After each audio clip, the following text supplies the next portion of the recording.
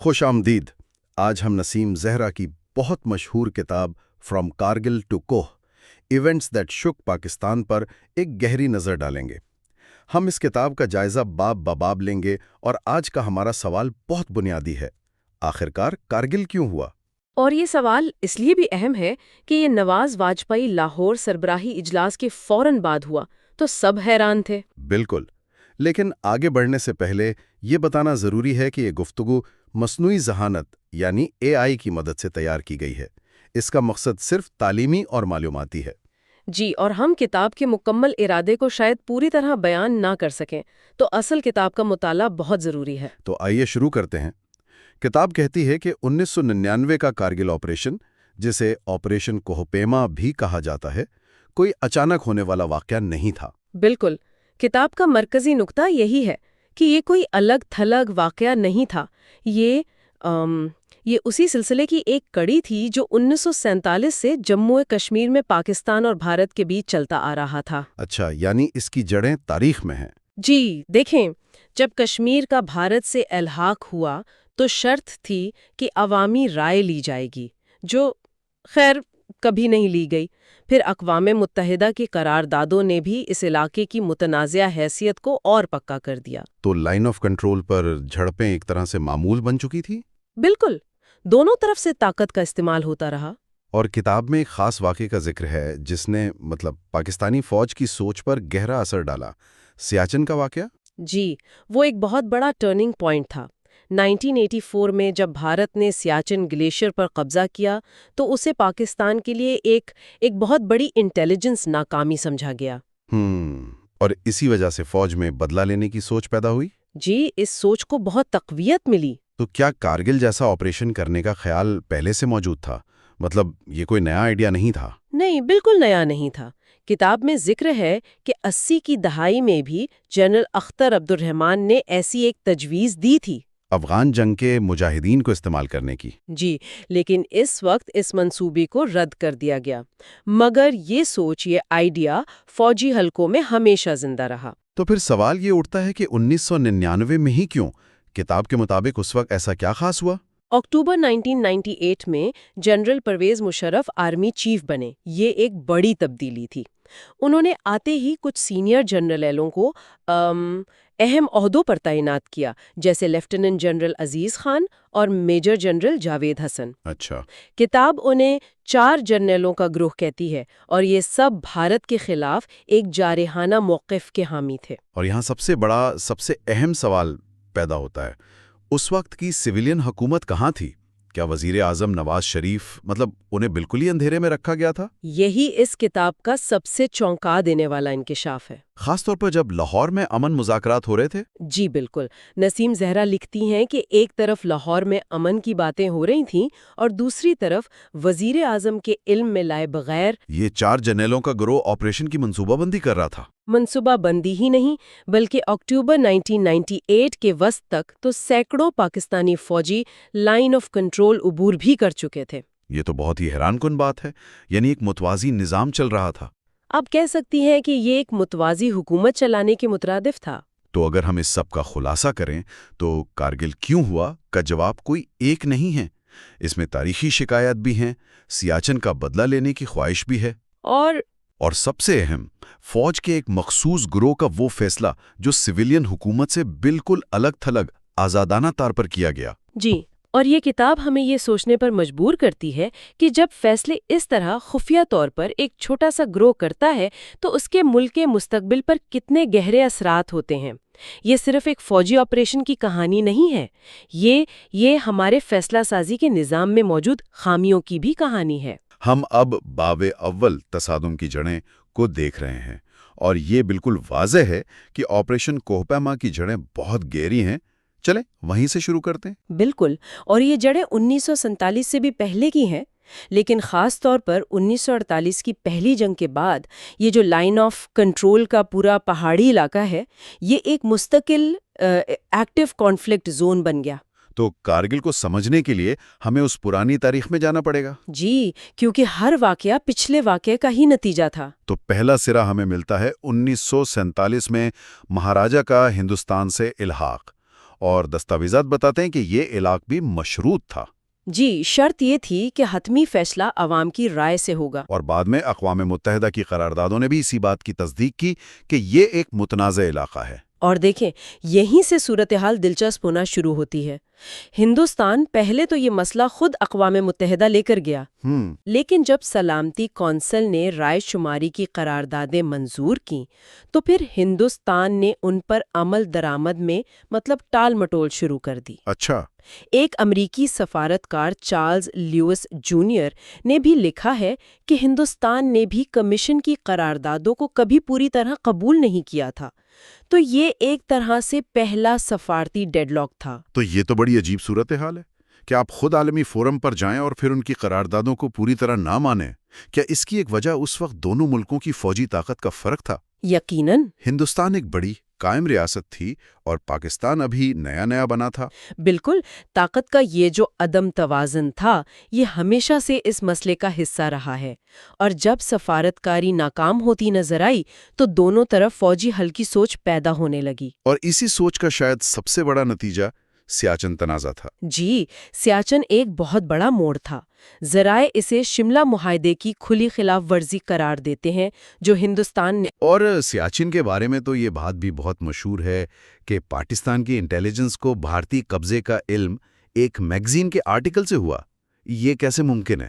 دیکھیں، اس کی وجہ یہ تھی کہ یہ ایک غیر نشان زدہ علاقہ تھا جس پر کسی کی خاص توجہ نہیں تھی۔ اچھا۔ جب پاکستان نے کچھ کوہ پیماؤں کو پرمٹ جاری کیے تو ہندوستان چوکنا ہو گیا اور 1983-84 میں اس علاقے پر قبضے کی دوڑ شروع ہو گئی۔ تو اس واقعے نے یہ ثابت کر دیا کہ معاہدوں کے باوجود طاقت سے صورتحال بدلی جا سکتی ہے۔ بالکل، اور اسی طاقت کے کھیل میں پھر سڑکوں اور اونچائیوں کی تصویراتی اہمیت سامنے آئی۔ جی، جیسے نیلم گیلی روڈ جو بھارتی فائرنگ کی وجہ سے پاکستان کے لیے تقریباً ناقابل استعمال ہو گئی تھی۔ صحیح، اور اس کے جواب میں پھر پاکستان نے شکما سیکٹر سے کارگل دراز ہائی وے پر دباؤ ڈالنا شروع کیا۔ اور یہ کوئی عام سڑک نہیں تھی۔ جی نہیں، یہ لداخ اور سیاچن میں تعینات ہزاروں بھارتی فوجیوں کی لائف لائن تھی۔ اس سپلائی لائن کو کاٹنے کا مطلب تھا بھارتی فوج کو دنیا کے بلند ترین میدان جنگ میں مفلوج کر دینا۔ تو اسی لیے جب گولہ باری بہت بڑھ گئی تو 1998 میں ڈی جی ایم اوز کے درمیان ایک معاہدہ ہوا۔ جی، ایک معاہدہ ہوا کہ سڑکوں پر فائرنگ نہیں کی جائے گی۔ اچھا، یہاں ایک اور بہت دلچسپ بات سامنے آتی ہے۔ ان دستاویزات سے پتہ چلتا ہے کہ کارگل جیسا آپریشن کرنے کا خیال کوئی نیا نہیں تھا۔ بالکل بھی نہیں، یہ آئیڈیا بہت پہلے سے موجود تھا۔ ایک تجزیہ نگار نے لکھا ہے کہ جنرل اختر عبد الرحمان نے بہت پہلے یہ تجویز دی تھی کہ افغان جنگ سے فارغ ہونے والے مجاہدین کو استعمال کیا جائے۔ کارگل سیکٹر میں؟ جی، کارگل سیکٹر میں۔ ان کا منصوبہ تھا کہ ان کی مدد سے سیاچن کی سپلائی لائن کاٹی جائے، لیکن پھر اجڑی کیمپ کا دھماکہ ہو گیا اور یہ منصوبہ ملتوی ہو گیا۔ تو اس سے یہ ظاہر ہوتا ہے کہ فوجی منصوبہ سازوں کے ذہن میں یہ آئیڈیا ایک عرصے سے پکڑا تھا۔ بالکل۔ تو اگر ہم ان تمام باتوں کو جوڑیں تو تصویر بالکل صاف ہو جاتی ہے۔ کارگل کوئی راتوں رات بنایا گیا منصوبہ نہیں تھا، یہ دہائیوں کے پرانے تنازع، ناکام سفارتکاری، سیاچن جیسے ٹوٹے ہوئے معاہدوں اور ایک ایسی فوجی سوچ کا نتیجہ تھا جو ہمیشہ سے ایک حل کی تلاش میں تھی۔ اور یہ ہمیں ایک بنیادی سوال پر لا کر کھڑا کرتا ہے۔ ذرائع بتاتے ہیں کہ دونوں فریقوں نے طاقت استعمال کر کے صورتحال کو اپنے حق میں بدلنے کی کوشش کی۔ تو پھر سوچنے کی بات یہ ہے کہ جب سفارتکاری اور معاہدے بار بار ناکام ہو جائیں تو کیا فوجی منصوبہ سازوں کے ذہنوں میں فوجی کارروائی کی منطق سیاسی ماحول سے قطعاً آخرکار غالب آ جاتی ہے؟ سیم زہرا کی کتاب کے دوسرے باب آپریشن کارگل سیاق و سباق اور تضادات پر بات کر رہی ہیں۔ اس کی شروعات ہی بہت ڈرامائی ہے۔ مئی 1998 میں پاکستان اور ہندوستان دونوں ایٹمی طاقت بن چکے ہیں۔ ماحول میں ایک عجیب سا تناؤ ہے۔ جی، اور بظاہر تو یہی لگتا ہے کہ ایٹمی طاقت بننے سے خطے میں شاید کوئی توازن آئے گا، لیکن کتاب بتاتی ہے کہ اس سے معاملات سلجھنے کے بجائے وہ اور زیادہ الجھ گئے۔ اچھا؟ جی، اور یہ الجھن تو فوراً ہی نظر آ گئی۔ ہندوستان کے جو سخت بیانات تھے ان کے جواب میں اقوام متحدہ کی سلامتی کونسل نے قرارداد 1172 منظور کی۔ جی اب اس سے ایک بہت ہی عجیب صورتحال پیدا ہو گئی، یعنی اس قرارداد نے کشمیر کے مسئلے کو عالمی سطح پر دوبارہ زندہ کر دیا، جو پاکستان کا ایک آپ کہہ لیں دیرینہ مقصد تھا۔ یعنی ہندوستان کے ایکشن نے نادانستہ طور پر پاکستان کو ایک سفارتی فائدہ پہنچا دیا۔ بالکل، ہندوستان نے اپنے ہی جارحانہ موقف سے کشمیر کو عالمی ایجنڈے پر واپس لا کھڑا کیا۔ یہ تو بڑی دلچسپ بات ہے، لیکن یہ تو صرف ایک پہلو تھا۔ کتاب کے مطابق اصل تضاد تو خود پاکستان کے اندر چل رہا تھا۔ جی، وہ تو بہت ہی گہرا تھا۔ ایک طرف وزیر اعظم نواز شریف اور ان کے بھارتی ہم منصب اٹل بہاری واجپئی لاہور میں امن مذاکرات کی بنیاد رکھ رہے تھے، بسیں چل رہی تھیں، امیدیں لگائی جا رہی تھیں۔ جی، لاہور اعلامیے کی بات ہو رہی تھی، لیکن پردے کے پیچھے کہانی کچھ اور ہی تھی۔ کیا ہو رہا تھا پردے کے پیچھے؟ پردے کے پیچھے پاکستانی فوج کے چند سینئر جنرل، مطلب جنرل مشرف، جنرل عزیز خان اور جنرل محمود احمد، یہ سب مل کر ایک خفیہ فوجی آپریشن کی منصوبہ بندی کر رہے تھے۔ آپریشن کوہ پما؟ جی، آپریشن کوہ پما۔ اور سب سے چونکا دینے والی بات یہ تھی کہ ملک کے منتخب وزیر اعظم کو اس کی ہوا تک نہیں تھی۔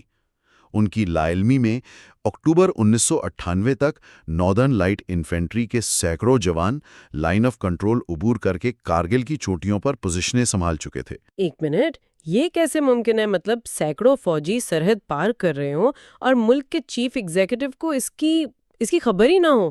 یہ تو ناقابل یقین لگتا ہے۔ کتاب اسی نقطے پر بہت زور دیتی ہے۔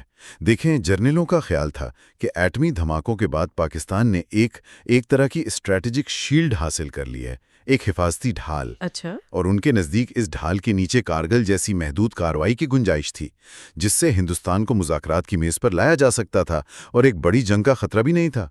یہ ایک بہت بڑا، بہت ہی خطرناک جوا تھا، جو سویلین حکومت کو اعتماد میں لیے بغیر کھیلا جا رہا تھا۔ بالکل، ان کا ماننا تھا کہ یہ ایک محدود ٹیکنیکل فوجی معاملہ ہے، اس میں سیاسی قیادت کو شامل کرنے کی ضرورت نہیں۔ تو اگر ہم 1998 کے آخر کی تصویر دیکھیں تو پاکستان میں ایک ہی وقت میں 3 بالکل مختلف، ایک دوسرے سے متضاد کہانیاں چل رہی تھیں۔ جی، 3 مختلف ٹریکس۔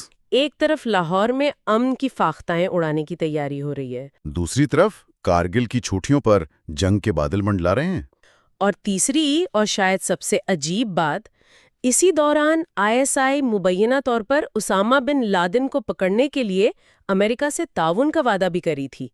یہ تو کسی ریاست کے اندرونی انتشار کی انتہا ہے۔ یہی اس باب کا مرکزی نقطہ ہے۔ یہ صورتحال ریاست کے اندر اداروں کے شدید ٹکراؤ اور آپ کہہ لیں ٹوٹ پھوٹ کی عکاسی کرتی ہے۔ ریاست کے طاقتور مراکز ایک دوسرے کے ساتھ مل کر کام کرنے کے بجائے ایک دوسرے سے بالکل متضاد مقاصد کے لیے سرگرم تھے۔ فوج خارجہ پالیسی اور قومی سلامتی کو اپنی جاگیر سمجھ کر چلا رہی تھی، جبکہ منتخب حکومت ایک بالکل مختلف سمت میں جا رہی تھی۔ تو اس سب کے بعد ذہن میں ایک ہی سوال اٹھتا ہے، جب کسی ملک کے ادارے ہی ایک دوسرے کے خلاف کام کر رہے ہوں تو پھر قومی مفاد اور ریاستی حکمت عملی جیسی باتوں کا کیا مطلب رہ جاتا ہے؟ اور جب طاقت کے مراکز میں ایسی کشمکش ہو تو اس کی قیمت بالآخر کون ادا کرتا ہے؟ خوش آمدید۔ آج ہم جنوبی ایشیا کی تاریخ کے ایک بہت ہی نازک موڑ پر بات کرنے جا رہے ہیں۔ ایک ایسا وقت جب امید اور آپ کہہ سکتے ہیں دھوکہ دہی دونوں ساتھ ساتھ چل رہے تھے۔ بالکل، 1999 کی بات ہے۔ نسیم ظاہرہ کی تحقیق کی بنیاد پر ہم لاہور بس سے کارگل کی چوٹیوں تک کا سفر دیکھ رہے ہیں۔ جی، اور یہ کہانی اس لیے غیر معمولی ہے کیونکہ اس میں ایک ہی ریاست کے اندر 2 بالکل مختلف حقیقتیں ایک ساتھ چل رہی تھیں۔ 2 حقیقتیں؟ ایک طرف عوام کے سامنے لاہور میں امن کا جشن منایا جا رہا تھا، اور دوسری طرف سب کی نظروں سے اوجھل کارگل کے پہاڑوں میں جنگ کی تیاری ہو رہی تھی۔ اور یہی تضاد آج ہماری گفتگو کا مرکز ہے۔ یہ 2 متوازی راستے بنے کیسے؟ اور ایک اتنا بڑا فوجی منصوبہ ملک کی اپنی قیادت سے خفیہ کیسے رکھا گیا؟ اور جب یہ دونوں راستے آپس میں ٹکرائے تو نتیجہ کیا نکلا؟ آئیے اس پیچیدہ کہانی کو سمجھنے کی کوشش کرتے ہیں۔ تو آئیے 1998 کے آخر سے شروع کرتے ہیں۔ ایک طرف وزیر اعظم نواز شریف کی حکومت ہے جو بھارت کے ساتھ تعلقات بہتر کرنا چاہ رہی ہے۔ جی، لاہور سمٹ کی تیاریاں ہو رہی ہیں، واجپئی صاحب بس میں بیٹھ کر آنے والے ہیں، ماحول میں ایک امید ہے۔ لیکن اسی وقت پس پردہ کچھ اور ہی چل رہا تھا۔ وہ کیا تھا؟ پس پردہ ایک بالکل مختلف منصوبہ تیار ہو رہا تھا۔ ذرائع کے مطابق अक्टूबर 1998 में जनरल परवेज मुशर्रफ के आर्मी चीफ बनते ही अच्छा, उनके आते? जी फौरन बाद फौज के अंदर एक छोटे से लेकिन बहुत ताकतवर गिरोह ने कारगिल ऑपरेशन की मंसूबाबंदी शुरू कर दी थी। कौन लोग थे इस ग्रोह में? इसके 4 मरकजी किरदार थे। एक तो खुद जनरल मुशर्रफ, फिर उनके chief of general staff lieutenant general अजीज खान, जो सारे ऑपरेशंस के इंचार्ज होते हैं। बिल्कुल। फिर 10 कोर के commander lieutenant general Mahmood Ahmad, जिनके जिम्मे कश्मीर का इलाका था, और सबसे अहम जमीनी कार्रवाई की क़यादत करने वाले मेजर जनरल जावेद हसन। यानी ये फौज की आला तरीन क़यादत थी जो इसमें शामिल थी। लेकिन सोच क्या थी इसके पीछे? वो चाहते क्या थे? देखें, उन जर्नैलों की सोच ये थी कि भारत के साथ अमन मुज़ाकरात का कोई फ़ायदा नहीं। मतलब वो ये समझते थे कि भारत सिर्फ ताकत की जुबान समझता है। तो ये एक तरह का दबाव डालने का तरीका था। जी, उनका ख्याल था कि अगर कारगिल की अहम चोटियों पर कब्जा करके श्रीनगर, लीह, शाहराह को काट दिया जाए, नेशनल हाईवे 1 बिल्कुल, तो भारत कश्मीर पर बातचीत के लिए मजबूर हो जाएगा और शायद वो 1984 में सियाचिन खोने का बदला भी लेना चाहते थे। और ज़राए के मुताबिक इस मंसूबे को आगे बढ़ाने में सबसे ज्यादा पुरजोश कौन नजर आता है? जमीनी commander major general Javed Hasan. वो बहुत जारहाना थे। उन्होंने कमान संभालते ही अपने अफसरान से कहा कि जारहाना हो जाओ, हमें सरहदें पार करनी है। उनका ये भी मानना था कि अमेरिका इस पर कोई खास रद्द-ए-अमल नहीं देगा। इसी तरह जनरल अजीज खान, जिन्हें इलाके का बहुत तजर्बा था, वो भी LOC पार करने के बड़े हामी थे। लेकिन ये बात समझ नहीं आती कि हजारों फौजियों की नकलो हरकत पर मबनी इतना बड़ा ऑपरेशन और वजीर आजम को खबर ही नहीं, ये कैसे मुमकिन है? यही तो इस कहानी का सबसे हैरानकुन पहलू है, और इसका जवाब है गुमराहकुन ब्रीफिंग्स। गुमराहकुन? किस तरह से? मतलब वजीर आजम को बताया तो जा रहा था, लेकिन जो बताया जा रहा था वो आधा सच था। अच्छा। मिसाल के तौर पर स्कर्दू की एक ब्रीफिंग में उन्हें ये तासुर दिया गया कि LOC पर कुछ मुकामी सतह की कार्रवाइयां हो रही हैं। और मकसद क्या बताया गया उन कार्रवाइयों का? मकसद ये बताया गया कि इससे उनकी सिफारती कोशिशों को तकवीयत मिलेगी। यानी ये सब लाहौर अमन अमल की मदद के लिए हो रहा है। वाह! यानी जंग की तैयारी को अमन की कोशिश का हिस्सा बनाकर पेश किया गया। बिल्कुल। उन्हें बताया गया कि श्रीनगर लेह शाहराह को काटने के लिए चंद पोस्टें कायम की गई हैं, जबकि हकीकत में ये एक बहुत बड़ा ऑपरेशन था जिसमें 5 सेक्टर्स में तकरीबन 140 पोस्टों पर कब्जा किया गया था। 140 पोस्टें? और उन्हें चंद बताया गया? जी, हजारों फौजी इसमें शामिल थे। वजीर आजम को कभी ऑपरेशन के असल हुजूम का अंदाजा ही नहीं होने दिया गया। और फिर फरवरी 1999 आ जाता है। लाहौर में तारीख रकम हो रही है। वाजिब भाई साहब बस में आ रहे हैं, लेकिन इस तारीखी मौके पर भी फौज की नापसंदीदगी बहुत वाज़ेह थी। जी हाँ, और इसका सबसे बड़ा सबूत वाघा बॉर्डर पर मिला। जब इस्तकबाल के लिए कतार लगी तो आर्मी चीफ जनरल मुशर्रफ ने उसमें शामिल होने से इनकार कर दिया। ये तो एक बहुत बड़ा सिफारती पैगाम था। बहुत बड़ा और वाज़ेह पैगाम। ये सिर्फ एक फर्द का फैसला नहीं था, ये उस सोच की अक्कासी थी कि सिविलियन हुकूमत का ये अमन का रास्ता हमें कबूल नहीं। एक रियासत के अंदर 2 मुतज़ाद पॉलिसियां चल रही थीं। तो जाहिर है ये राज हमेशा तो राज नहीं रह सकता था। भारत को इस दुरंदाजी का पता कैसे चला? उनकी इंटेलिजेंस क्या कर रही थी? शुरू में तो भारतीय फौज मुकम्मल तौर पर हैरान थी। उन्हें बिल्कुल अंदाजा नहीं था कि हो क्या रहा है। यानी वो बिल्कुल बेखबर थे। बिल्कुल। पहली इत्तलात मकामी चरवाहों से मिली, जिन्होंने पहाड़ों पर मशकूक लोगों को देखा, लेकिन भारतीय फौज की इब्तिदाई रिपोर्ट्स बहुत नाकिस थीं। अच्छा? उन्होंने पाकिस्तान की नॉर्दर्न लाइट इन्फेंट्री के बाकायदा फौजियों को अफगान अस्करियत पसंद या मुजाहिदीन समझ लिया। ये तो बहुत बड़ी गलतफहमी थी। इसका मतलब है कि वो दुश्मन की नौयत और तादाद को बिल्कुल नहीं समझ पाए। जी, और इसी इब्तिदाई उलझन ने पाकिस्तानी अफवाज को एक बड़ा हिकमत अमली का फायदा दिया। वो बुलंद मोर्चों पर थे और नीचे से आने वाले भारतीय हमलों को आसानी से निशाना बना सकते थे। बिल्कुल। भारत शुरू में अंधेरे में लड़ रहा था। उन्हें नहीं मालूम था कि दरांदाज कितने हैं, कहाँ हैं, कौन है। और इसका पहला खमियाजा भारत को कब भुगतना पड़ा? मई 1999 के शुरू में, जब लेफ्टिनेंट सूरब कालिया की क़यादत में एक भारतीय गश्ती टीम जायजा लेने गई तो वो लापता हो गई। ये भारत के लिए पहला बड़ा झटका था। تب انہیں اندازہ ہوا کہ یہ کوئی چھوٹی موٹی دراندازی نہیں ہے۔ جی، بلکہ ایک منظم فوجی کارروائی ہے۔ اچھا، تو جب بھارت نے فضائیہ بھی میدان میں اتار دی تو اسلام آباد میں خطرے کی گھنٹیاں بجنی شروع ہو گئی ہوں گی۔ پاکستانی قیادت کا رد عمل کیا تھا؟ وزیر اعظم کو باضابطہ طور پر کب بتایا گیا کہ ملک ایک جنگ کے دہانے پر ہے؟ وزیر اعظم شریف کے لیے جو پہلی تفصیلی بریفنگ ہوئی وہ تھی 17 مئی کو۔ اتنا لیٹ؟ جی، اور یہ ایک فیصلہ کن لمحہ تھا۔ فوج نے اس آپریشن کو ایک ایسی حقیقت کے طور پر پیش کیا جو بس ہو چکی تھی اور اسے ایک شاندار کامیابی قرار دیا۔ کامیابی؟ جی، ذرائع کے مطابق جنرل عزیز خان نے تو یہاں تک کہا کہ آپ کا نام کشمیر کے نجات دہندہ کے طور پر سنہرے حروف میں لکھا جائے گا۔ لیکن کیا کابینہ میں سب لوگ اس بات پر قائل ہو گئے تھے؟ کسی نے سوال نہیں اٹھایا؟ سوالات اٹھے۔ وزیر خارجہ سرتاج عزیز نے سخت خدشات کا اظہار کیا۔ انہوں نے صاف صاف کہا کہ یہ آپریشن لاہور اعلامیہ کی روح کے خلاف ہے اور اس کی وجہ سے پاکستان کو بین الاقوامی سطح پر کوئی حمایت حاصل نہیں ہوگی۔ لیکن ان کی بات نہیں سنی گئی۔ ان کی آواز نکار خانے میں طوطی کی آواز ثابت ہوئی، اور یہ صرف سویلینز کا معاملہ نہیں تھا، بحریہ اور فضائیہ کے سربراہان سے بھی کوئی مشاورت نہیں کی گئی تھی۔ اچھا، یہ تو بہت اہم نکتہ ہے۔ جب بعد میں انہیں بتایا گیا تو انہوں نے شدید خدشات کا اظہار کیا۔ انہوں نے خبردار کیا کہ بھارت نئے محاذ کھول سکتا ہے یا بحری ناکہ بندی کر سکتا ہے۔ ایئر چیف نے تو سیدھا سوال کیا کہ آخر ہم اس سب سے حاصل کیا کریں گے؟ تو مئی تک پاکستانی فوج کو لگ رہا تھا کہ وہ جیت رہے ہیں، لیکن جون میں جیسا کہ ذرائع بتاتے ہیں سب کچھ بدلنا شروع ہو گیا۔ ایسا کیا ہوا جس نے جنگ کا پانسا ہی پلٹ دیا؟ دو چیزوں نے پانسا پلٹا: بہتر انٹیلیجنس اور بے پناہ فائر پاور۔ انٹیلیجنس کیسے بہتر ہوئی؟ پہلا بڑا دھچکا ٹولولنگ کی چوٹی پر لگا۔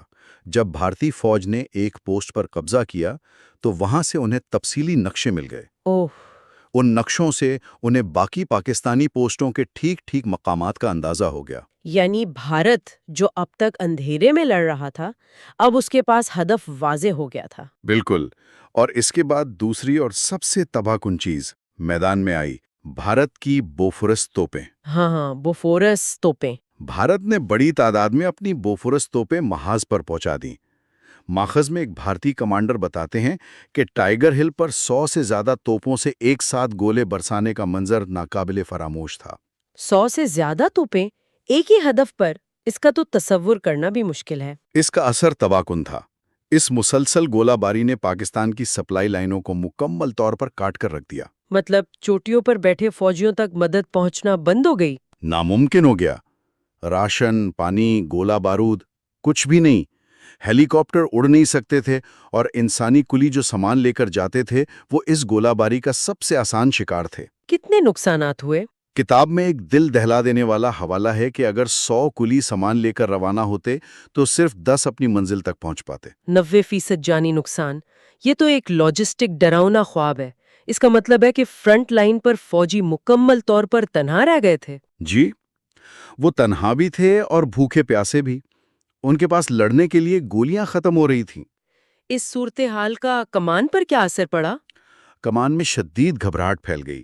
ذرائع کے مطابق وہی میجر جنرل جاوید حسن جو شروع میں سرحدیں پار کرنے کی بات کر رہے تھے، جی، وہ ایک میٹنگ میں مکمل طور پر ٹوٹ گئے۔ انہوں نے کہا، خدا کے واسطے مجھے معاف کر دو، میں نے بہت بڑی غلطی کی ہے، اب دعاؤں کا وقت ہے۔ یہ تو ایک کمانڈر کا مکمل طور پر ہمت ہار دینا ہے۔ اس سے اندازہ ہوتا ہے کہ زمینی حقیقت کتنی بھیانک ہو چکی تھی۔ اور اس سے بھی بدتر بات یہ تھی کہ راولپنڈی میں بیٹھی اعلیٰ قیادت تک صحیح معلومات پہنچ ہی نہیں رہی تھیں۔ کیوں؟ کیا انہیں بتایا نہیں جا رہا تھا؟ جی، نیچے کے کمانڈر اپنی ناکامی چھپا رہے تھے۔ مثال کے طور پر ٹولولنگ میں پہلی پاکستانی پوسٹ گرنے کی خبر 10 کور ہیڈ کوارٹر تک تقریباً 10 دن کی تاخیر سے پہنچی۔ 10 دن؟ اور فوج وزیر اعظم کو بتا رہی تھی کہ ہم پوزیشنز پر ایڈجسٹمنٹ کر رہے ہیں، جبکہ حقیقت میں انہیں ایک کے بعد ایک چوٹی سے پسپا ہونا پڑ رہا تھا۔ یعنی زمینی حقیقت اور اسلام آباد کو دکھائی جانے والی تصویر میں زمین آسمان کا فرق تھا۔ بالکل، ایک مکمل تضاد تھا۔ تو اس سب کا کیا مطلب ہے؟ ہم دیکھتے ہیں کہ ایک خفیہ فوجی آپریشن جو ناقص مفروضوں پر شروع کیا گیا کہ بھارت جواب نہیں دے گا، امریکہ خاموش رہے گا، وہ ایک متوازی امن عمل سے ٹکرا جاتا ہے۔ اور وہ ابتدائی طور پر بھارت کو حیران تو کرتا ہے، لیکن آخر کار ایک بڑے بھارتی فوجی رد عمل اور اپنی ہی لاجسٹکس کے خاتمے کی وجہ سے ناکام ہو جاتا ہے۔ تو جب یہ دور ختم ہوتا ہے، پاکستان کہاں کھڑا ہے؟ پاکستان ہر طرف سے بحران میں گھرا ہوا ہے۔ میدان جنگ میں ناکامی، سفارتی محاذ پر مکمل تنہائی اور ملک کے اندر سویلین اور فوجی قیادت کے درمیان اعتماد کا رشتہ مکمل طور پر ٹوٹ چکا ہے۔ اور وہ معمار جو سنہرے حروف میں نام لکھوانے کا خواب دیکھ رہے تھے، وہ اب اپنی ہی غلطیوں کے نتائج سے نمٹنے کی کوشش کر رہے ہیں۔ اور یہ صورتحال ہمیں ہمارے سامعین کے لیے ایک آخری اہم سوال پر چھوڑ جاتی ہے۔ جب کسی ریاست کے کلیدی ادارے ایک دوسرے سے بالکل متضاد پالیسیوں پر چل رہے ہوں، ایک ادارہ امن کی بس چلا رہا ہو اور دوسرا ادارہ اسی کی لا علمی میں جنگ کی چوٹیاں سر کر رہا ہو، تو یہ اس ریاست کے اندر طاقت اور فیصلہ سازی کے ڈھانچے کے بارے میں کیا بتاتا ہے؟ اور اس کے ناگزیر نتائج کیا ہوتے ہیں، نہ صرف ان پہاڑوں پر لڑنے والے فوجیوں کے لیے بلکہ پوری قوم کے مستقبل کے لیے؟ کارگل ٹو کوپ کے ان ابواب میں گہرائی سے اتر رہے ہیں جہاں تاریخ آپ کہہ لیں ایک فیصلہ کن موڑ لے رہی تھی۔ یہ کہانی جون 1999 سے شروع ہوتی ہے۔ کارگل آپریشن، جسے ایک شاندار فوجی کامیابی کے طور پر پیش کیا گیا تھا، اب ایک بھیانک خواب بن چکا ہے۔ پاکستان عالمی سطح پر تنہا کھڑا ہے اور اس کے فوجی برف پوش چوٹیوں پر بقا کی جنگ لڑ رہے ہیں۔ اور یہ صرف سرحد پر لڑی جانے والی جنگ کی کہانی نہیں ہے، یہ دراصل اقتدار کے آوانوں میں لڑی جانے والی جنگ کی کہانی ہے۔ ہم دیکھیں گے کہ کس طرح ایک خفیہ فوجی آپریشن نے ریاست کے اندر طاقت کا توازن بگاڑ دیا، اداروں کو ایک دوسرے کے سامنے کھڑا کر دیا، اور آخرکار اس کا انجام ایک منتخب حکومت کے خاتمے اور فوجی بغاوت پر ہوا۔ یہ ان فیصلوں، دھوکہ دہیوں اور غلط فہمیوں کی داستان ہے جنہوں نے پاکستان کا مستقبل بدل دیا۔ تو آئیے سیدھا جون 1999 کے میدان جنگ میں چلتے ہیں۔ کتاب کے مطابق جوش و خروش کی جگہ اب مایوسی اور تشویش نے لے لی تھی۔ زمین پر اصل صورتحال کیا تھی؟ دیکھیں، صورتحال انتہائی سنگین تھی۔ آپریشن کے جو منصوبہ ساز تھے، جنہیں کتاب میں کارگل کلک کہا گیا ہے، وہ اب خود ایک بحران میں پھنسے ہوئے تھے۔ بحران میں؟ کس طرح کے بحران میں؟ سب سے بڑا مسئلہ لاجسٹکس کا تھا، یعنی رسد کا۔ پاکستانی فوجیوں کے پاس گولہ بارود ختم ہو رہا تھا، راشن کی شدید قلت تھی اور کچھ پوسٹوں پر تو پینے کا پانی تک نہیں تھا۔ بھارتی فوج کی توپیں، خاص طور پر ان کی بوفورس گنز، مسلسل آگ برسا رہی تھیں، جس نے سپلائی کے راستے تقریباً ناممکن بنا دیے تھے۔ کتاب میں جگہ ذکر ہے کہ اگر 100 پورٹر سامان لے کر اوپر جاتے تھے تو بمشکل 10 اپنی منزل تک پہنچ پاتے تھے۔ یعنی ہمارے فوجی وہاں تقریباً نہتے لڑ رہے تھے، اور ظاہر ہے صورتحال میں جانی نقصان بھی بہت زیادہ ہو رہا ہوگا۔ بالکل، اور اس سے بھی زیادہ تکلیف دہ بات یہ تھی کہ پاکستان سرکاری طور پر اپنے ہی فوجیوں کی لاشیں وصول کرنے سے انکار کر رہا تھا۔ کیا؟ کیوں؟ کیونکہ سرکاری موقف تو یہی تھا نا کہ وہاں صرف مجاہدین لڑ رہے ہیں۔ ذرائع بتاتے ہیں کہ پاکستانی فوجی بنکروں میں بیٹھ کر ٹی وی پر دیکھتے تھے کہ بھارتی فوج ان کے شہید ساتھیوں کو پاکستانی پرچم میں لپیٹ کر پورے فوجی اعزاز کے ساتھ دفنا رہی ہے۔ اوہ! آپ تصور کریں کہ اس سے ان کے حوصلوں پر کیا اثر پڑتا ہوگا۔ یہ ایک نفسیاتی شکست تھی۔ یہ تو ناقابل یقینت تک تکلیف دہ بات ہے۔ اچھا، یہ تو ہوئی جوانوں کی بات۔ کمانڈ کی سطح پر کیا ہو رہا تھا؟ کیا انہیں اندازہ تھا کہ صورتحال اتنی خراب ہو چکی ہے؟ کمانڈ کی سطح پر بھی آپ کہہ لیں افراتفری تھی، خاص طور پر FCNA یعنی فورس کمانڈ ناردرن ایریاز کے جو کمانڈر تھے، میجر جنرل جاوید حسن، جو اس پورے آپریشن کو زمین پر چلا رہے تھے، وہ ذرائع کے مطابق شدید دباؤ میں آ کر بالکل ٹوٹ چکے تھے۔ ایک میٹنگ کا احوال ہے کہ انہوں نے کہا، اللہ کے واسطے مجھے معاف کر دو، بہت غلطی ہو گئی، اب دعاؤں کا وقت ہے۔ فیلڈ کمانڈر یہ کہہ رہا تھا؟ جی، جب فیلڈ کمانڈر کی یہ حالت ہو تو آپ اندازہ لگا سکتے ہیں۔ مسئلہ یہ تھا کہ اوپر یعنی GHQ اور وزیر اعظم تک صحیح معلومات نہیں پہنچائی جا رہی تھیں۔ ایک خوش فہمی کا جال بنایا جا رہا تھا۔ تو ایک طرف سپاہی جان دے رہے تھے، کمانڈر دباؤ میں تھے، اور دوسری طرف اسلام آباد میں بیٹھے وزیر اعظم نواز شریف کو اندازہ ہو رہا تھا کہ یہ آپریشن جو انہیں کامیابی کے طور پر بیچا گیا تھا اب گلے کی ہڈی بن چکا ہے۔ تو اس دلدل سے نکلنے کے لیے وہ کیا کر رہے تھے؟ انہیں ایک باعزت واپسی یعنی گریسفل ایگزٹ کی تلاش تھی۔ اس کے لیے انہوں نے ایک ساتھ 2 راستوں پر کام شروع کیا جو اپنے آپ میں ایک خطرناک کھیل تھا۔ پہلا راستہ تھا بیک چینل ڈپلومیسی کا۔ پاکستان کی طرف سے ایک تجربہ کار سفارتکار نیاز نائک اور بھارت کی طرف سے آر کے مشرا کے ذریعے خفیہ مذاکرات شروع ہوئے۔ اچھا۔ مقصد تھا کہ کوئی ایسی ڈیل ہو جائے جس سے دونوں ملکوں کی عزت رہ جائے اور فوجیں پیچھے ہٹ جائیں۔ اور دوسرا راستہ؟ وہ تو یقیناً واشنگٹن کی طرف جاتا ہوگا۔ جی بالکل، دوسرا راستہ امریکہ سے براہ راست رابطے کا تھا۔ وزیر اعظم شریف نے صدر بل کلنٹن سے مدد کی اپیل کی، لیکن واشنگٹن کا پیغام شروع سے ہی بالکل صاف اور دو ٹوک تھا۔ پہلے کارگل سے غیر مشروط طور پر اپنی فوجیں نکالیں، پھر بات ہوگی۔ اور امریکہ اس بحران کو اپنے فائدے کے لیے بھی استعمال کر رہا تھا۔ جی، وہ اسے بھارت کے ساتھ اپنے تعلقات بہتر بنانے کے ایک سنہری موقع کے طور پر بھی دیکھ رہا تھا۔ یہ بہت عجیب بات ہے، ایک طرف وہ بھارت کے ساتھ بیک چینل پر بات کر رہے ہیں اور دوسری طرف امریکہ کو بیچ میں لا رہے ہیں۔ کیا یہ خطرناک کھیل نہیں تھا؟ کیا انہیں یہ ڈر نہیں تھا کہ واشنگٹن اس معلومات کو اپنے فائدے کے لیے استعمال کرے گا؟ یہی تو اس کہانی کا سب سے دلچسپ پہلو ہے۔ پاکستانی اسٹیبلشمنٹ، خاص طور پر فوج، یہ سمجھ رہی تھی کہ بھارت کے ساتھ بیک چینل مذاکرات انتہائی خفیہ ہیں، لیکن نسیم زہرا کی کتاب بتاتی ہے کہ واشنگٹن کو اس کی پل پل کی خبر تھی۔ وہ کیسے؟ اور خبر پہنچانے والے خود نیاز نائک تھے۔ امریکی سفیر نے بعد میں بتایا کہ نیاز نائک نے خود امریکی سفارت خانے کو ان مذاکرات کے بارے میں تفصیل سے بتا دیا تھا۔ تو پاکستان ایک ہی وقت میں 2 کشتیوں میں سوار ہونے کی کوشش کر رہا تھا اور دونوں کشتیاں ایک دوسرے سے ٹکرانے والی تھیں۔ یعنی ایک طرف خفیہ مذاکرات کی ناکامی اور دوسری طرف امریکہ کا بڑھتا ہوا دباؤ، اس نے پاکستان کی قیادت کو ایک فیصلہ کن موڑ پر لا کھڑا کیا۔ جی، اور وہ موڑ آیا 2 جولائی 1999 کو، جب defence committee of the cabinet یعنی DCC کا وہ تاریخی اجلاس ہوا۔ یہ وہ دن تھا جب ریاست کے اندر موجود دراڑیں کھل کر سب کے سامنے آ گئیں۔ یہ صرف ایک میٹنگ نہیں تھی، یہ پاکستان کی سولو ملٹری تاریخ کا ایک سیاہ باب تھا۔ اس اجلاس میں ایسا کیا ہوا؟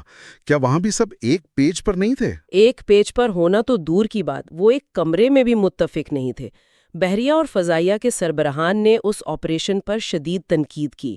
انہوں نے صاف صاف کہا کہ انہیں اس پورے منصوبے کے بارے میں مکمل طور پر اندھیرے میں رکھا گیا تھا۔ اندھیرے میں؟ مطلب انہیں کچھ پتہ ہی نہیں تھا؟ جی، ایئر چیف نے تو یہاں تک کہہ دیا کہ اگر فضائیہ کو کارگل میں پوری طاقت سے استعمال کیا گیا تو پھر لاہور، کراچی اور ہمارے ایٹمی اثاثے بھارتی فضائیہ کے حملوں کے لیے کھلے رہ جائیں گے۔ اچھا۔ اور نیول چیف نے بھارتی بحریہ کی طرف سے سمندری ناکہ بندی کے خطرے سے آگاہ کیا۔ یہ پہلی بار تھا کہ وزیر اعظم کے سامنے فوج کے اندر کی تقسیم اتنی واضح ہو کر سامنے آئی۔ اور army chief general Pervez Musharraf, ان کا کیا موقف تھا؟ وہ تو اس آپریشن کے معمار تھے۔ جنرل مشرف نے مانا کہ کچھ پوسٹوں سے ہمیں پسپائی اختیار کرنی پڑی ہے، لیکن انہوں نے اصرار کیا کہ مجموعی طور پر فوج کی پوزیشن اب بھی مضبوط ہے۔ ان کا ایک عجیب سا ترک یہ تھا کہ موسم کی وجہ سے ستمبر میں تو ہمیں ویسے بھی یہ چوٹیاں خالی کرنی پڑیں گی، تو ابھی اتنی جلدی کیا ہے؟ مطلب وہ انخلا کے حق میں نہیں تھے۔ انہوں نے واضح طور پر انخلا کی سفارش نہیں کی، بلکہ ایک طرح سے مزاحمت کی۔ ذرائع کے مطابق اس اجلاس میں وزیر اعظم اور آرمی چیف کے درمیان تلخ جملوں کا تبادلہ بھی ہوا، جس سے یہ واضح ہو گیا کہ اب اعتماد کا رشتہ باقی نہیں رہا۔ تو اجلاس بغیر کسی نتیجے کے ختم ہو گیا۔ اب نواز شریف کے پاس کیا آپشنز بچے تھے؟ اجلاس کے بعد نواز شریف کو شاید یہ احساس ہو گیا کہ اب انہیں کوئی بڑا اور یک طرفہ قدم اٹھانا پڑے گا، اور انہوں نے وہی کیا۔ انہوں نے 4 جولائی کو امریکہ جا کر صدر کلنٹن سے ملنے کا فیصلہ کر لیا۔ آرمی چیف کو اعتماد میں لیے بغیر؟ جی، یہ ایک ایسا فیصلہ تھا جس کے لیے انہوں نے آرمی چیف کو اعتماد میں نہیں لیا۔ جب انہوں نے فون پر جنرل مشرف کو بتایا تو انہوں نے اس کی مخالفت کی، لیکن وزیر اعظم اپنا ذہن بنا چکے تھے۔ وہ شاید ملک کو ایک ممکنہ جنگ سے بچانے کے لیے یہ آخری جوا کھیل رہے تھے۔ بالکل، اور اس واشنگٹن ملاقات کا نتیجہ کیا نکلا؟ کیا پاکستان کو کوئی باعزت واپسی مل سکی؟ باعزت واپسی تو نہیں، بس واپسی ملی۔ اس ملاقات کے بعد جو مشترکہ اعلامیہ جاری ہوا، جسے واشنگٹن ڈیکلریشن کہتے ہیں، اس میں پاکستان نے لائن آف کنٹرول کی مکمل بحالی کے لیے ٹھوس اقدامات کرنے کا وعدہ کیا۔ سادہ الفاظ میں یہ انخلا کا یک طرفہ وعدہ تھا۔ اس کے بدلے میں کشمیر پر کوئی ٹھوس یقین دہانی نہیں ملی، سوائے اس زبانی وعدے کے کہ صدر کلنٹن مسئلے کے حل میں ذاتی دلچسپی لیں گے۔ تو فوج کے لیے یہ بہت بڑی سفارتی شکست تھی۔ جی بالکل۔ تو واشنگٹن سے واپسی کے بعد انخلا کا تکلیف دہ مرحلہ شروع ہوا، لیکن اس کے ساتھ ہی پاکستان کے اندر ایک نیا اور شاید زیادہ خطرناک طوفان کھڑا ہو رہا تھا۔ الزام تراشی کا کھیل؟ بالکل، بلیم گیم شروع ہو چکا تھا۔ سول ملٹری تعلقات مکمل طور پر ٹوٹ چکے تھے اور ملک میں 3 مختلف اور ایک دوسرے سے متصادم کہانیاں یا بیانیے گردش کرنے لگے۔ پہلا تو سرکاری بیانیہ تھا، جس میں حکومت عوام کو یہ بتا رہی تھی کہ وہ تو مجاہدین سے اپیل کر رہی ہے کہ وہ واپس آ جائیں، جو کہ ایک مذاق تھا۔ جی، کیونکہ پوری دنیا جانتی تھی کہ کارگل کی چوٹیوں پر پاکستانی فوج کے ناردرن لائٹ انفینٹری کے جوان لڑ رہے تھے۔ اور دوسرا بیانیہ جو شاید سب سے اہم تھا، وہ فوج کا بیانیہ تھا۔ جی، اور یہ فوج کا بیانیہ بہت اہم ہے۔ یہ صرف غصہ نکالنے کا طریقہ نہیں تھا، بلکہ یہ ایک ادارہ جاتی بقا کی حکمت عملی تھی۔ فوج کے اندر یہ کہانی پھیلائی گئی کہ ہم نے تو ایک جنگ جیت لی تھی، ہمارے جوانوں نے قربانیاں دے کر چوٹیوں پر قبضہ کر لیا تھا، لیکن سیاست دانوں نے واشنگٹن میں ایک میز پر بیٹھ کر یہ جیتی ہوئی جنگ بیچ دی۔ اور جنرل مشرف نے اس بیانیے کو مزید ہوا دی۔ انہوں نے فوجی چھاونیوں کے دورے شروع کر دیے تاکہ جوانوں اور افسران کے غصے کو ٹھنڈا کیا جا سکے۔ یہ وہ بیج تھا جس سے مستقبل کی فوجی بغاوت کا پودا اگنا تھا۔ ایک منٹ، فوج کا یہ بیانیہ کہ ہم جنگ جیت چکے تھے کتنا حقیقت پر مبنی تھا؟ کیا زمینی حقائق اس کی تائید کرتے ہیں یا یہ صرف شکست کو چھپانے کے لیے ایک اچھی کہانی تھی؟ کیونکہ آپ نے پہلے ہی لاجسٹکس کے ڈراؤنے خواب کا ذکر کیا ہے۔ بالکل برعکس تھے۔ فوج لاجسٹکس کی وجہ سے شدید دباؤ میں تھی اور طویل جنگ لڑنے کی پوزیشن میں نہیں تھی، لیکن یہ بیانیہ اس لیے بنایا گیا تاکہ آپریشن کی ناکامی کی ذمہ داری فوجی قیادت پر نہ آئے، بلکہ اس کا رخ سویلین حکومت کی طرف موڑ دیا جائے۔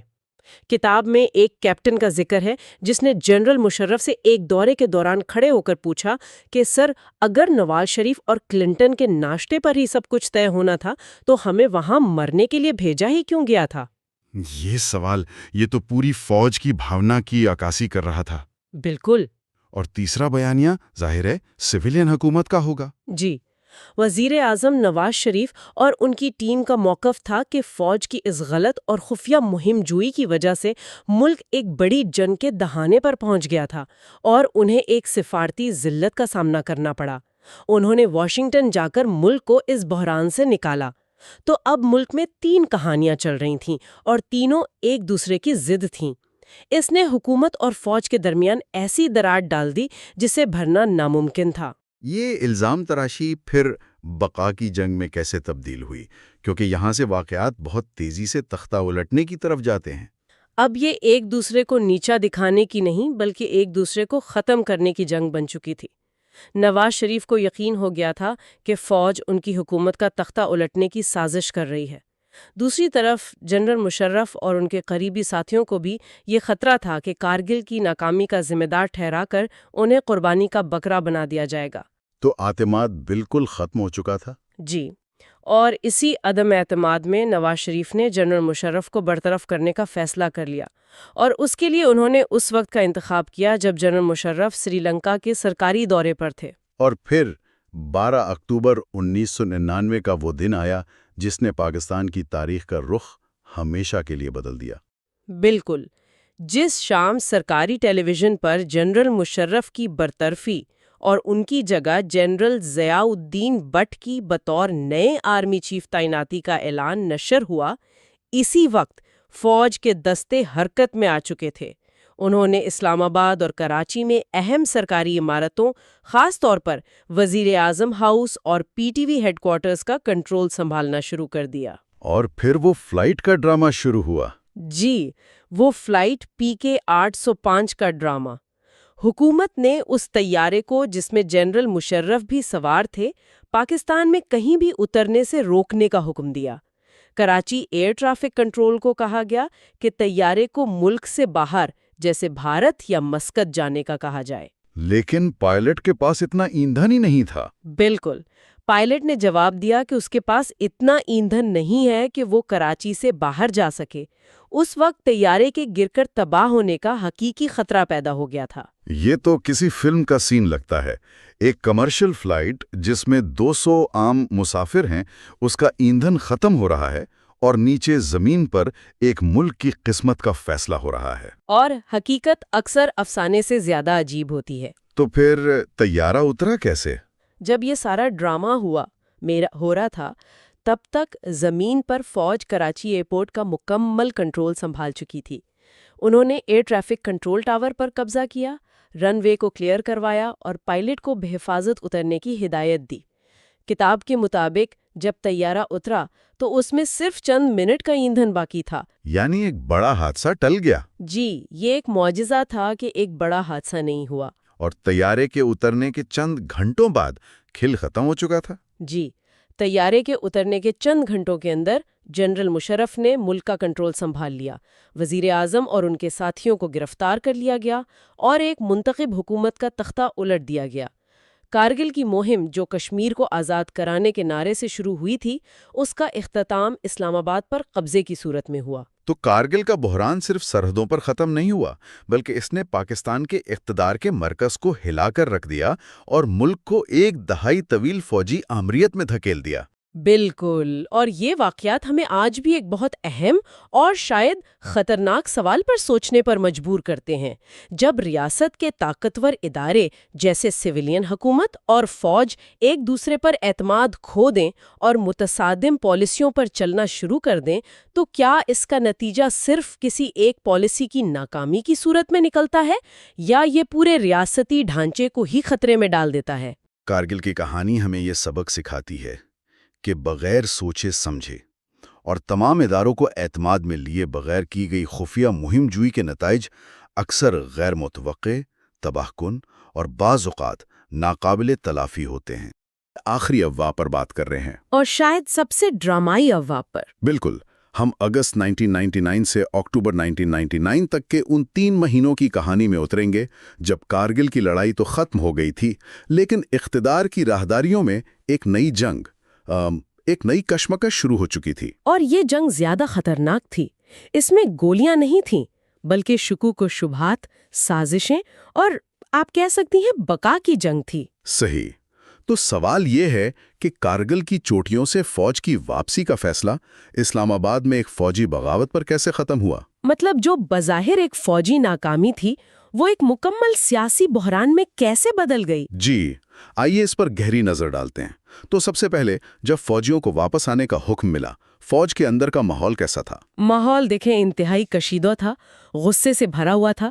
کتاب کے مطابق نچلے رینک کے سپاہیوں سے لے کر جونیئر افسران تک سب میں شدید مایوسی تھی۔ انہیں لگا کہ ان کے ساتھ دھوکا ہوا ہے؟ بالکل، انہیں لگ رہا تھا کہ جن چوٹیوں کے لیے انہوں نے جانیں دیں، انہیں سیاسی قیادت نے واشنگٹن میں ایک ہی ملاقات میں بیچ دیا۔ اور اس غصے کا اظہار بھی ہو رہا تھا کھل کر؟ جی، کھل کر ہو رہا تھا۔ اس کی سب سے بڑی مثال کوئٹہ گیریزن میں ملتی ہے۔ وہاں ایک بھرے دربار میں ایک نوجوان کیپٹن کھڑا ہوا اور اس نے براہ راست آرمی چیف جنرل مشرف سے سوال کیا۔ کیا سوال کیا؟ اس نے پوچھا، سر، اگر آپ کو نواز شریف اور کلنٹن کے ناشتے کے بدلے ہی واپس آنا تھا تو آپ وہاں گئے ہی کیوں تھے؟ واہ، ایک کیپٹن کا بھری محفل میں آرمی چیف سے یہ سوال، یہ تو فوج کے اندر کے درجہ حرارت کے بارے میں بہت کچھ بتاتا ہے۔ جی، مطلب لاوا سطح کے نیچے نہیں تھا بلکہ ابل رہا تھا۔ اور یہ صرف ایک واقعہ نہیں تھا، گلگت میں تو حالات اس سے بھی زیادہ خراب تھے۔ اچھا؟ وہاں ایک قسم کی چھوٹی بغاوت کی کیفیت تھی۔ فوج کی ایلیٹ کمانڈو فورس SSG کے جونیئر افسران کا رویہ باغیانہ ہو چکا تھا اور وہ اپنے کمانڈروں پر کھلم کھلا تنقید کر رہے تھے۔ محمود نے ان جوانوں سے خطاب کیا تو انہیں جذباتی ہو کر کہنا پڑا کہ میں بھی SSG سے ہوں، میری عزت کا خیال رکھنا۔ یہ جو غصہ تھا، کیا یہ صرف سیاسی فیصلے پر تھا یا اس میں آپریشن کی منصوبہ بندی کا بھی کوئی عمل دخل تھا؟ یہ بہت اہم نقطہ ہے۔ غصہ صرف سیاسی فیصلے پر نہیں تھا۔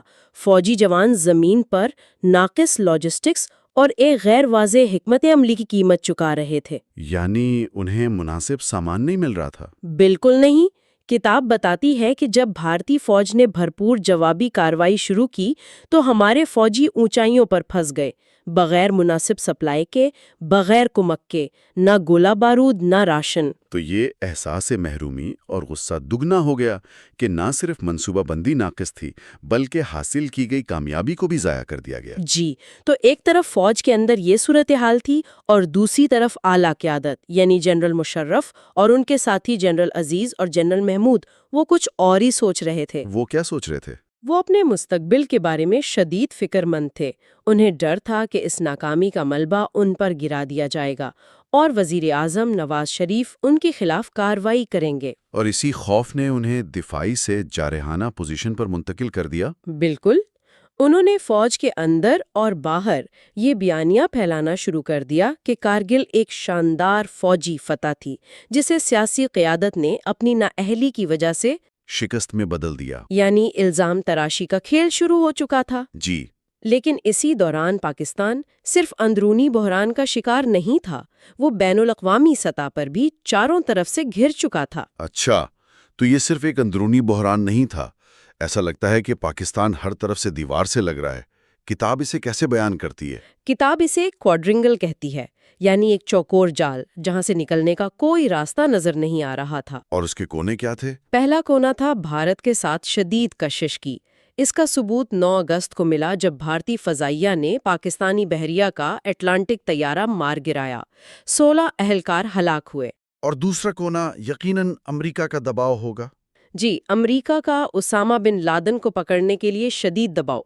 کلنٹن نے 4 جولائی کو واشنگٹن میں واضح کر دیا تھا کہ اب پاکستان کو اس معاملے میں مدد کرنی ہوگی۔ اور تیسرا کونا تھا افغانستان، جہاں طالبان اسامہ بن لادن کو حوالے کرنے پر پاکستان کی بات سننے کو تیار نہیں تھے۔ اور چوتھا اور سب سے خطرناک کونا پاکستان کا اپنا اندرونی سیاسی بحران۔ بالکل، جہاں حکومت اور فوج آمنے سامنے کھڑی تھیں۔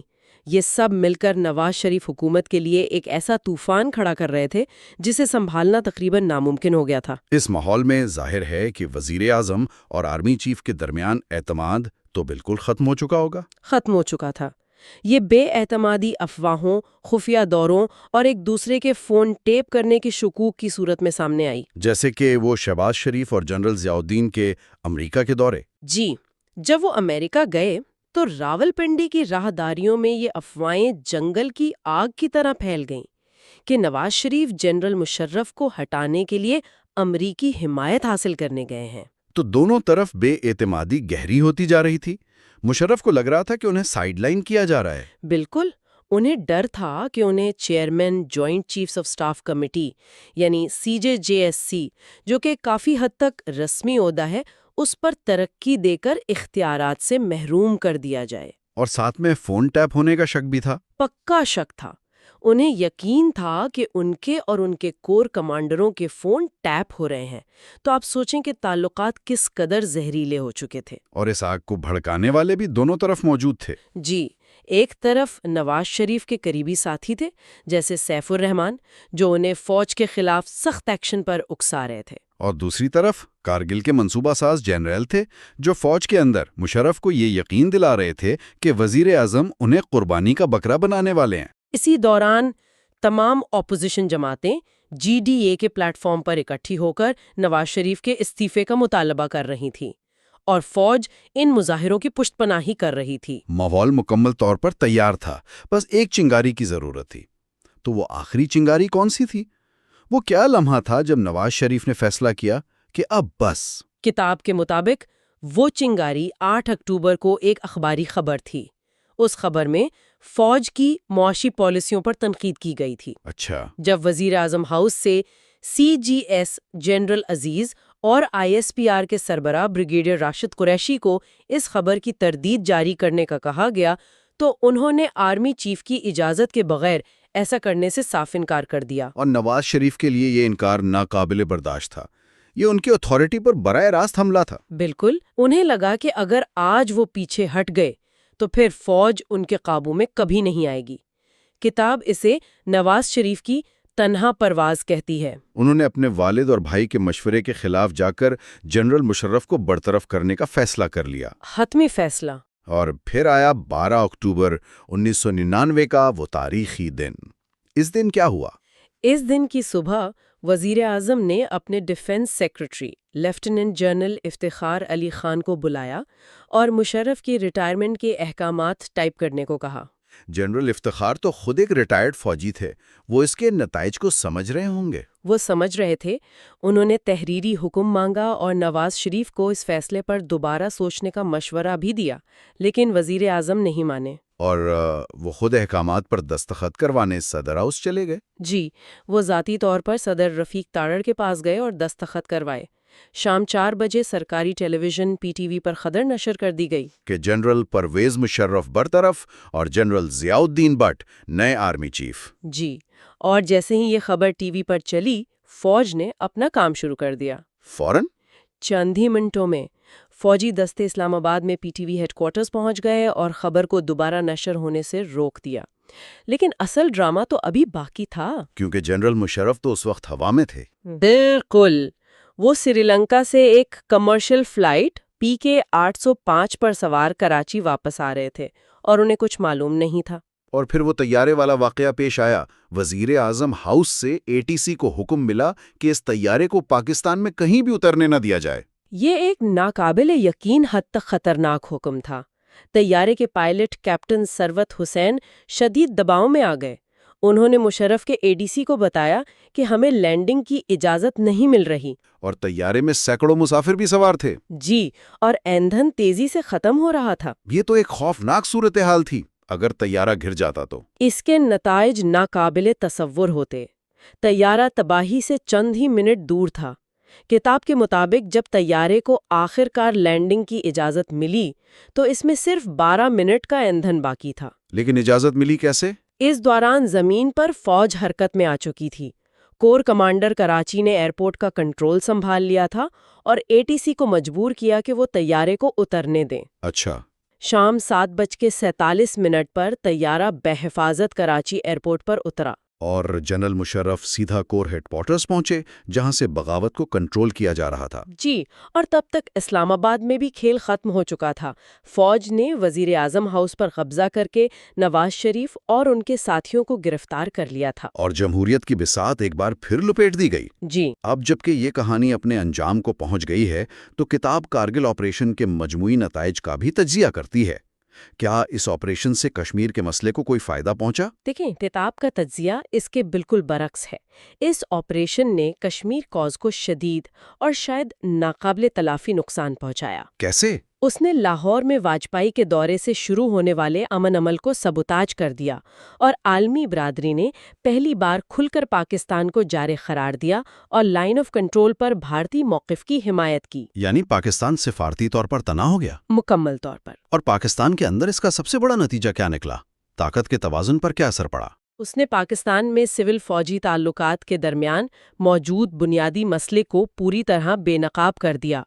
فوج نے یہ ثابت کر دیا کہ وہ جب چاہے منتخب حکومت کو گھر بھیجنے کی طاقت رکھتی ہے۔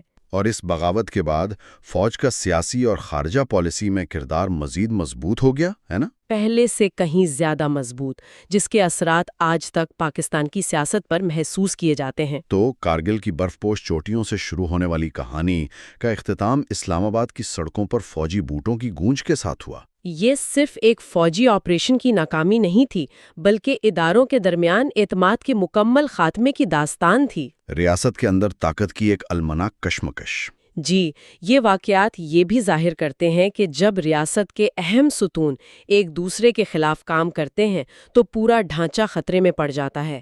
کارگل سے بغاوت تک کا سفر اسی تلخ حقیقت کی عکاسی کرتا ہے۔ کتاب کے آخر میں ایک بہت ہی خوبصورت تمثیل ہے۔ مصنفہ لکھتی ہیں، بچپن میں مجھے بتایا گیا تھا کہ اگر آپ کے پاس ماچس ہو تو آپ آگ لگا سکتے ہیں، لیکن جب میں اپنی ماں کی قبر پر اگر بتی جلانے بیٹھا تو ہوا کے جھونکے بار بار شعلے کو بجھا دیتے۔ ماچس کی تیلی زندگی اور سیاست کی طرح باہمی انحصار کے اصول پر چلتی ہے۔ پناہ گاہ کے اندر وہ جل سکتی ہے، لیکن باہر ہوا کے رحم و کرم پر ہوتی ہے۔ یہ واقعی ایک غور طلب نکتہ ہے۔ اور سننے والوں کے لیے سوال یہ ہے کہ پاکستان کے ریاستی ادارے ایک دوسرے کے لیے پناہ گاہ بننے میں کیوں ناکام رہے؟